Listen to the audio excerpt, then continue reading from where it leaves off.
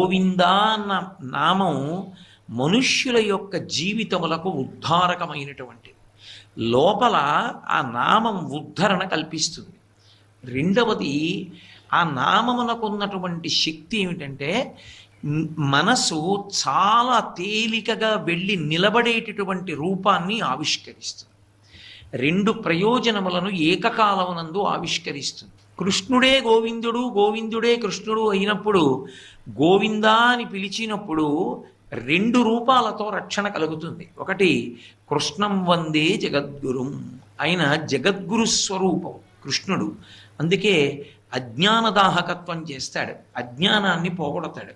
అటువంటి అజ్ఞానాన్ని తొలగతొయ్యడానికి అర్ధరాత్రి వేళ దీపంగా వచ్చి సత్యము ఎరుకలోనికి వచ్చేటట్టుగా చేసినవాడు, చీకటి వలన కలిగినటువంటి భయాన్ని పోగొట్టినటువంటి వాడు కృష్ణుడు.